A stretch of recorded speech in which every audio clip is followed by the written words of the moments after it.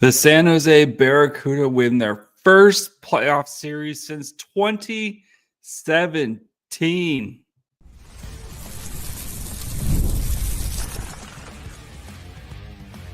You're Locked On Sharks, your daily podcast on the San Jose Sharks, part of the Locked On Podcast Network, your team every day. Hello, welcome to Locked On Sharks, the premier hockey podcast covering your favorite team in the Bay Area. My name is JD Young. Wow, I can't even. JD1. We won, guys. JD Young, Caretaker 3, also the co-host of Locked On NHL. I want to thank you for hanging out with me this Saturday night on this special San Jose Barracuda Postcast. If you want to, of course, follow along, make sure YouTube, you know what we're doing here, guys. So we are hanging out because the San Jose Barracuda, like I said, we're going to keep doing postcasts throughout the entire playoff run with the Barracuda.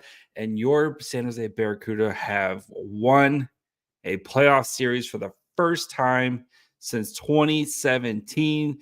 Just think about that. 2017. My oldest or my youngest son wasn't even born yet the last time the Barracuda won a playoff series. So before we get into it, just as a reminder, this is Barracuda only. I'm not if you guys please feel free to put comments and questions in the chats. If it's Sharks related, I'm not going to answer or I'm just going to skip it. We want to give the Barracuda their due kind of love because, again, they ground out a 2-1 victory over the Ontario-Reign. Make sure, again, you're following along wherever you get podcasts, et cetera, et cetera. Yeah. Let's start there. Ugly performance from the Barracuda, a team that, again, missing a lot of key players. Andrew Poturalski, the literal MVP of the league, not in. Daniel Gushin, sick. Mitt was a last-minute scratch last game. Didn't play in this game, right? Thomas Bordeleau, another huge scoring piece, right? Luca Cagnoni leaves this game. We're going to talk about Cagnoni here in a little bit, but they found a way to just hang in there and scratch and claw and get a victory in a game that I felt you did not want this to go to a game 3 where you would be going back to Ontario, right? With this game being played in LA, not in Ontario. You wanted to finish this game up here tonight because I didn't want to have to play Ontario in Ontario on Monday night. But great performance from the Barracuda, and it all starts with Askarov. When we did the season or the series preview, right? I said Askarov is the X factor. Askarov has to be the dude.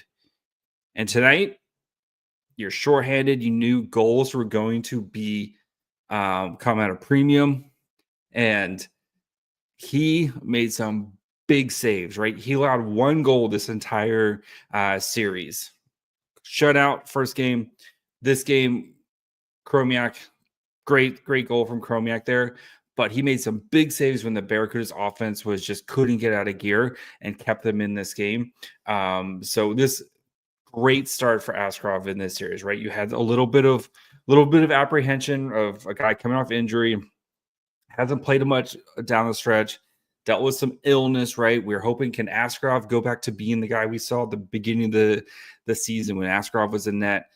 And this team felt like a just different team. It feels like we're getting close to that. We're going to start to get there, especially if we're going to talk about the health later on.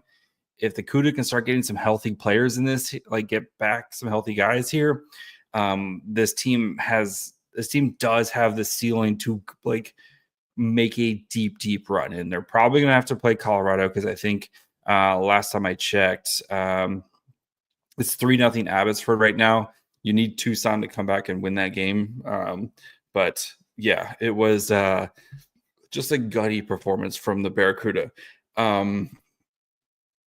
Let's see, start answering some.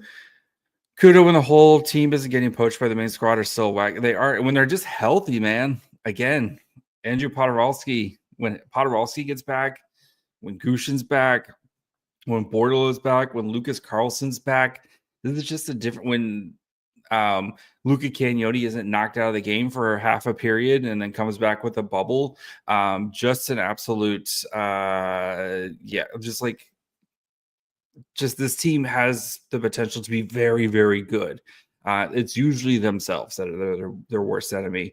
How did Luca Cagnoni look tonight? Cagnoni, so if you weren't watching the game, end of the second period, Cagnoni gets sandwiched, with a hit where it's like one of those like double hits where he gets hit by somebody, then hits the board, and like he goes straight off, right? Leaves the game. It didn't look great there. Anthony Vincent takes a penalty for sticking up for Cagnoni.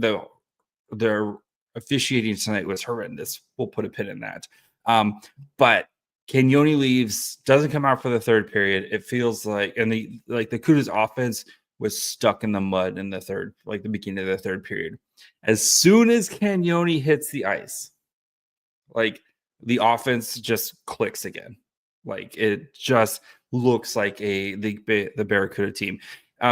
It's insane just how much of an engine Luca Cagnoni is this season, especially right now, right? Without Podorowski, without Gushin, without Bordeleau.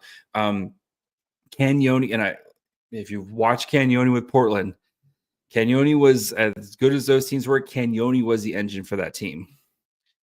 Right now, Luca Cagnoni is the engine for this team. They're going to have to win close right now until they start to get some of these pieces back. But Cagnoni is the engine for this team right now.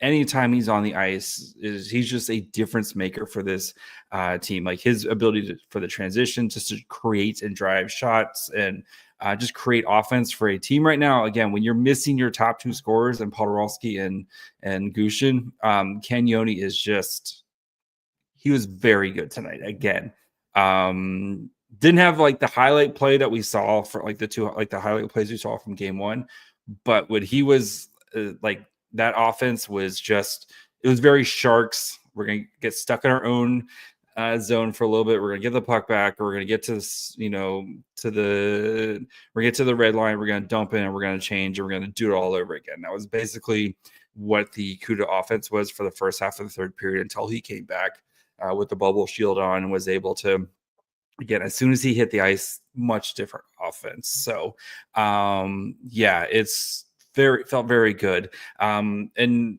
especially late, getting a big goal from, look at this Colin Graf, big goal here to get the win, get the game-winning goal from Colin Graf. Nice play by Ethan Cardwell to get it, and Colin Graf just crashing the net, able to get the goal. And you knew, like, the way Askarov was playing, I just didn't see Ontario being able to score in the last 2 minutes there with the way he was playing.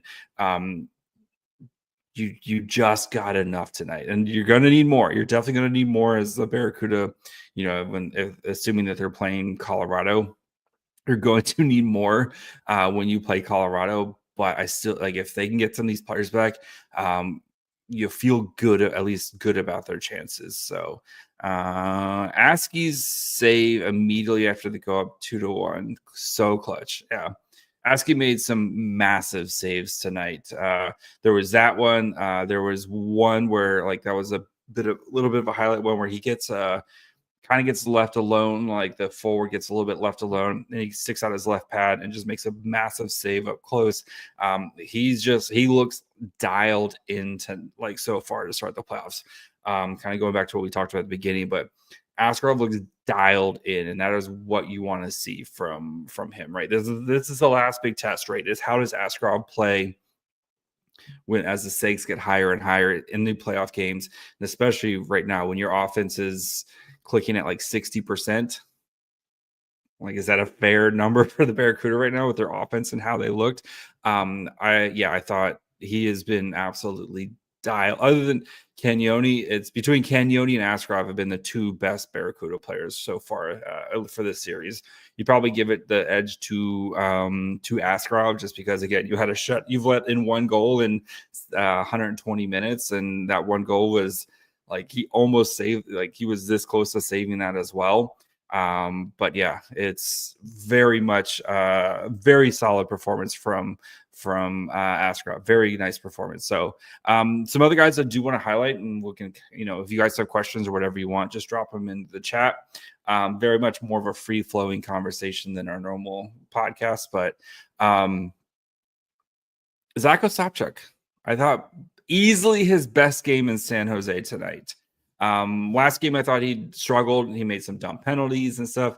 I thought Ostapchuk just kind of played a much more simple game. Just things looked much calmer for him. They just looked simpler and easier for him, which is a good sign, right? If Ostapchuk can kind of get going here a little bit, that'd be huge for this team, because you need him to get going, right? I think if the Barracuda do want to have a long playoff run, they're going to need Ostapchuk to find his game. And I thought tonight he played his best game AHL and his best game since the trade. And, I know people want to write him off very quickly, and I understand, right? Especially with, you're going to always compare him to Fabian Zetterlund. I'm trying to be patient, but I thought tonight was easily his best game in San Jose. That fourth line continually coming through tonight as well, with Sabrin, Vincent, and Van Roboys, multiple times where they're just getting penalties called on them for no reason. Again, Anthony Vincent just sticking to his teammate, like a scrum that you see after basically every play in the playoffs, and he gets a penalty there. Van Roboys literally gets slashed and he gets tripped, and it's offsetting penalties there. Like, what the officiating tonight with some of that stuff was horrible. Horrible. Like that, the Barracuda should have been on a power play there with the Van Roboys. Like, he's getting slashed and tripped at the same time. Just terrible non-calls, or just Drew Remenda was not happy, kind of talking about like how just a lack of just almost like cowardice from the refs to just like call any sort of plays there. So but I thought the defense looked solid. Like, the defense continues to look good. And again, right now, when you're having to kind of play so shorthanded offensively, the defense needs to be very good. Jimmy Schultz tonight made some outstanding plays, especially like in the transit, and just kind of showing, shutting things down at the blue line, and just those veteran crap. Like, that's why you went out and got Jimmy Schultz, because he's a dude who's been a number one defenseman on teams that have played for championship. It is definitely he was awesome tonight as well.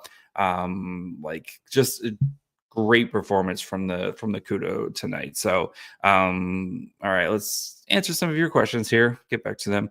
2-1 Cuda, let's go. Good stuff, Cuda. Nice to win a series again. 2017. What were you doing in 2017? It's been a while. Yeah, so who the Cuda playing round two? We don't know yet, but it's most likely going to be the Colorado Eagles. We're waiting for basically the Tucson Abbotsford game, which is in the second intermission right now. That determines who, since the Barracuda are such a low seed, that determines who they're going to play. So if Abbotsford wins that, the Barracuda are the lowest seed remaining. They will then play Colorado, who's the number one seed and who has not played. You get, as a one seed, you get the first round bye. If Tucson comes back to win that, then the Barracuda would actually play Coachella, as Coachella won tonight. Coachella beat the Calgary Wranglers, so Coachella's moving on. So that's kind of where the next series is going to be. So it's most likely going to be Colorado, and then you would have, if they win that, you'll play the winner of the Abbotsford Coachella Valley. Abbotsford's really good. Colorado's really good. So it's going to be tough sledding here, but again, I do believe in this Barracuda team. So did Musty or Chernyshov draw tonight? No, no changes tonight. And we kind of talked about this last time, where when you're in these short series, like especially a best of three, yes, the offensive upside from Chernyshov or from Quentin Musty But like in a game where the goals are going to be really limited, are you going to trust them for guys who haven't really shown? And again, I know they've only played a handful of games here, but are you going to kind of trust them to kind of go out and not make a mistake? And I know that's yes, you need to score goals, but I think when you do have Askarov back there, it does change it a little bit, right? Where you feel like if you can just grind out 2 goals, which is what they did, right? They ground out 2 goals this game. They ground out 2 goals last game. And Askarov let up 1 goal. So we'll see what happens, especially with the injuries, right? Donovan Hull left this game on a fluke.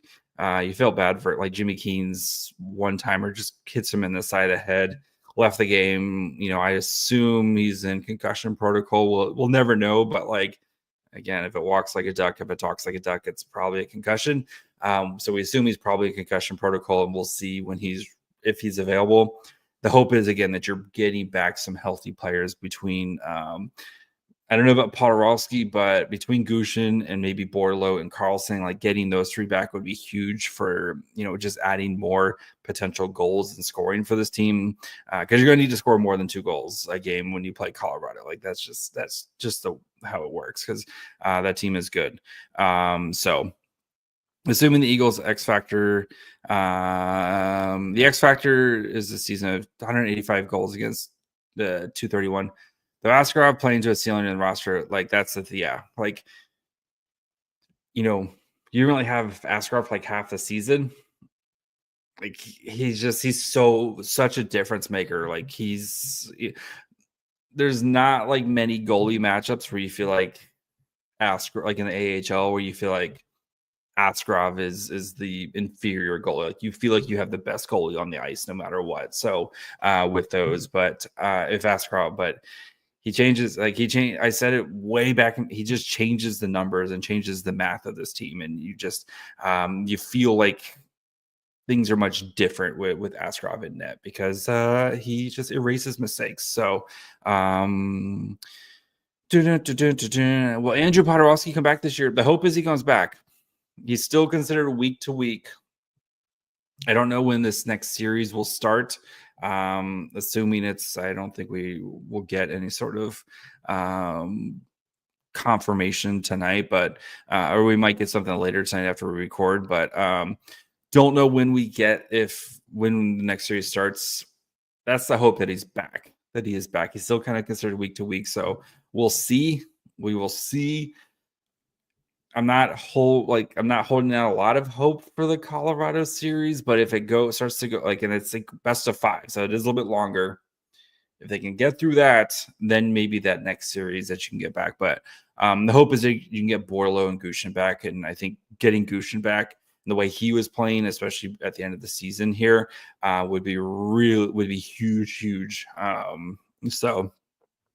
How much better is Colorado than the field? Colorado's really good, man. And because they're one of those teams who can get a lot of scoring from their blue line. And Jacob McDonald, former Sharks legend, scored 31 goals, I think it was, for the Eagles on the blue line this year. So this is going to be one of those, because you look at the scoring from the blue line, the Barracuda have one of those teams that has an advantage, right? With Thompson and with Cagnoni and with Lucas Carlson, they have 3 dudes who can legitimately drive offense and score on the blue line.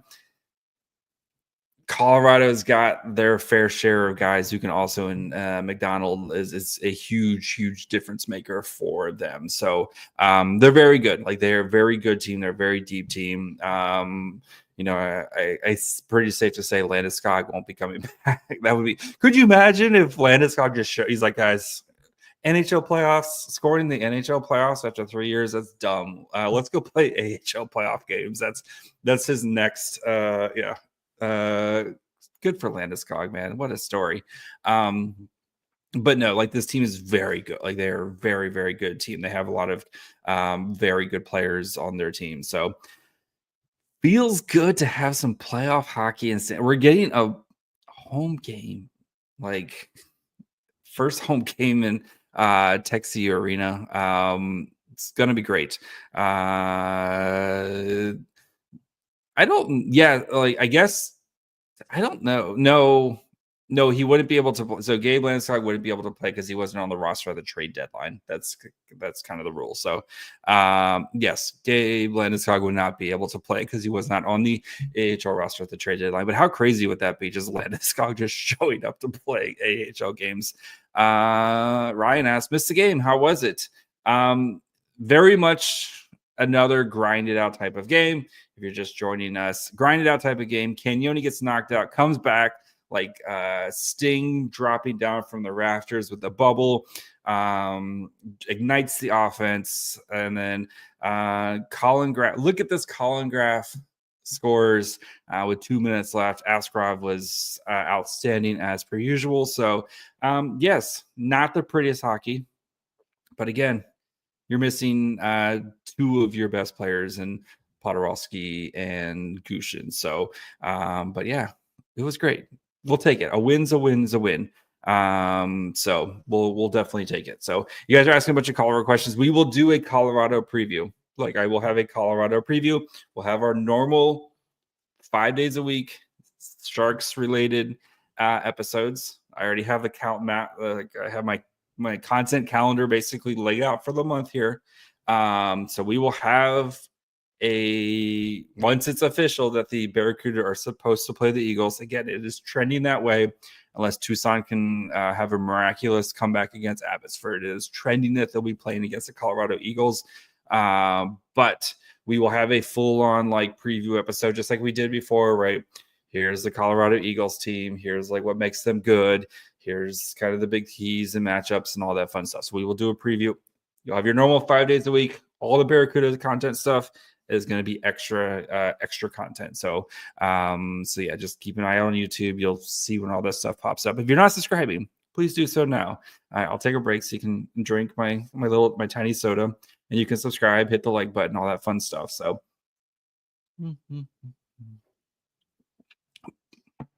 you done? Please. Yeah. So, all right, let's answer some more questions here before we'll hang out for another like 10 minutes or so. Yes, so hyped for San Jose. Again, it's been Cuda haven't won a playoff series since 2017. It'll be interesting to see the direction of the Cuda this offseason too. It's a bit too early to talk about that, but no, it'll like they do have some decisions to make, but you're gonna have Yaroslav, you're gonna have Musty, you're gonna have Kasper Halsonen joining the team offensively. You assume Cam Lund's probably gonna be on the team to start next season. We'll see kind of where that goes there, but that's the hope is that you're going to be losing some players, right? But your hope is that you're getting the injection of young players here. Who do you think sits between Hache and Keane when Karlsson returns? I feels like it has to be Keane. I actually 100% agree with you. I think Hache has been very good. Like especially these young defensemen, if you're not noticing them, that means they're usually doing a pretty good job, right? Like you just want them to kind of stay in their lane, do what they're told to do, like kind of do what they're supposed to do, kind of kill plays and stuff like that. I think Keane, does give you a little bit more of a risk reward factor with him, where he can provide a little bit more offense there, but I feel like it's a little bit more up and down with him. And if I'm going to be riding the risk reward like that, I'd rather just have Lucas Karlsson in there, who can give you way more higher ceiling, right, with the scoring. And yes, you're going to get some blown plays from Karlsson, but I think Hache right now is just a little bit more even keeled. Or Hache right now is a little bit more even keeled. So I would play Hache over Keane, and I would have Keane as my seventh defenseman. But that's just me. So when you get Lucas Karlsson back, so that's what I would do. And then it kind of takes a little bit of pressure off of Cagnoni, where he basically has to kind of drive the offense right now from the blue line. It just gives them another option there along the blue line where it feels like you can have two guys. You can at least between Karlsson and Cagnoni, if they're basically kind of splitting time. It feels like you're gonna be pretty solid in that department of having a guy who can get the puck moving the other way. So can the Sam Dickinson join the Cuda next year, or is it's a musty situation all over again? Sam Dickinson, that's going to be the great debate for the offseason of what to do with Sam Dickinson and for this season, for next season. So, which we will spend plenty of time talking about. Is it 5-on-5? Ooh, that's a good question. Is it home, away, home for best of 5-on-5? That's a great question that I don't know off the top of my head. So we are going to try to figure it out right now as we do this live. So qualification rule. Let's see. 5-on-5 followed by a best of 7. They don't say. Womp womp womp. I would assume it's probably something like that. That would be my guess. It makes the most sense, the 5-on-5. But yeah, so we'll know more here soon. I would be surprised if we don't know by the end of the night. So I'm surprised I haven't seen Furlong this series, maybe because he's still young. He had a great season. Hopefully get some games against Colorado. Again, I think with the shorter series, right, where we talked about it, where it's, a best of 3, one bad game and one unlucky game, and you're out. So I would assume that we probably see I think they were trying to be more safe, especially with not a lot of offense, right? I think McCarthy probably went into this like, we got to win every game 2-1 or 2-0 and just hope Askarov is the best player on the ice. And it worked out for here. You're going to have to be a little bit more aggressive, I think, against Colorado and try to. So we'll see if Furlong maybe gets out there, because I do think, again, like you said, Furlong was outstanding this season. I think he really came along as the season went along. So yeah, I wouldn't be surprised if how big is the jump from the OHL to the AHL? I feel like Musty and Igor are totally capable. They are. It's just you're playing, so like, especially for Quentin Musty, right? He's been bigger, faster, stronger than everybody he's played against for his entire life, right? 6'2", 200 pounds at the age of 18. Look at all the players that are playing now, right? He's not just bigger, faster, stronger than everyone. And just the speed of the game for him right now, it just looks like he's just not quite there yet. So that's why I think, and again, especially in a best of 3 series, right, where you have one bad game and one unlucky game and you go home, I understand why I think taking a much more cautious and conservative approach. We'll see if Musty and Chernyshov get out there, but I think just getting used to the speed of the game, and you saw those guys, I think, struggle more so Musty. You saw Musty have some flashes. Like, don't get me wrong, Musty made some flashes and flash plays, and I think his ability to help transport the puck from point A to point B would be very beneficial for this Barracuda team. But when it comes to just kind of like making passes and like the speed of the game and the processing right now, it's just something that they're just not quite there yet. And when you're playing a best of 3 series, I think it's a lot to ask those guys to kind of jump in right now and contribute.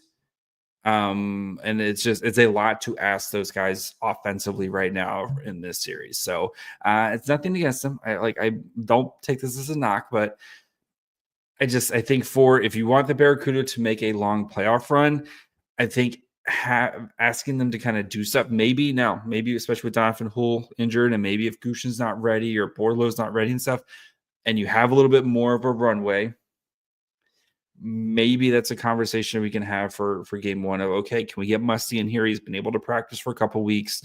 I see you're asking, where do you put him in the lineup? Maybe you put him like on that second line with a guy like Phil Beestead and Ethan Cardwell, or you put him with some guys who can forecheck, right, and just kind of let Musty be a little bit of a rover on there. And Beestead and Cardwell are good defensively, or if you want to put him with a guy like Colin Graff, who's very good defensively. I get that, but I just think right now, and again, Reign played pretty solid. They were able to generate 1 goal, and they're home after this whole season. That's it. So, I wouldn't count on them to step in right now and be able to produce for a, especially as the games get tighter. And you just saw there just wasn't a lot of like chances. It's a very like tight checking conservative hockey tonight, and that was part of the game plan from the Barracuda, right? And especially when you're missing your top players. But we'll see if things maybe open up a little bit more against again what we're assuming is going to be Colorado. I would be wary of asking too much from those guys too soon, and then all of a sudden you're down another guy because you can't play these guys right now in some of these moments. So we'll see. But I'm not like, this isn't anything against their long term. Like I 100% like, I think Quentin Mussey is going to be a great player. I think Igor Chernyshov is going to be a really good player as well.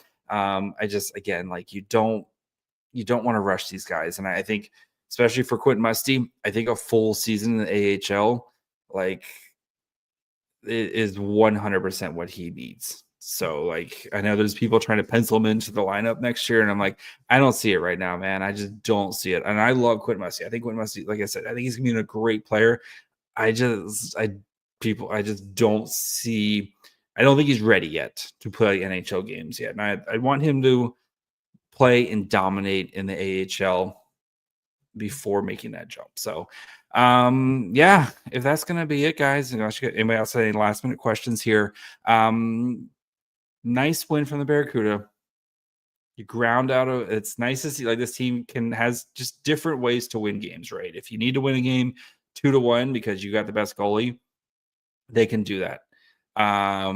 If you need to get, like, once you start getting Daniel Gushin back, or once you start getting Bordelot back, and hopefully Podorowski, and like you start to get and you need to start kind of being able to score some more goals, I think this Barracuda team can. And then guys like Walker Dewar and Regenda and Giles, I thought Giles had a great series as well. Once those guys kind of slot down where they need to be, and they can start being more depth scoring, like that's when this Cuda team gets really dangerous. So great win. Let's enjoy it. First series win since 2017. Thank you guys for hanging out. Like I said, we'll be doing these postcasts every game after the during the Barracuda playoff run. So I'm not sure when game 1 will be. Again, we'll probably be back here pretty soon. I'm guessing maybe like midweek would be my guess, is Wednesday. We'll have regular podcasts as well. So we got we'll be talking. What am I talking about? I think we're doing a roster reset and looking at the San Jose Sharks needs for Monday's episode. So make sure you guys are following along wherever you get podcasts. Of course, you can watch on YouTube as well, as you guys are already watching on YouTube right now. Until tomorrow night. Bye, friends.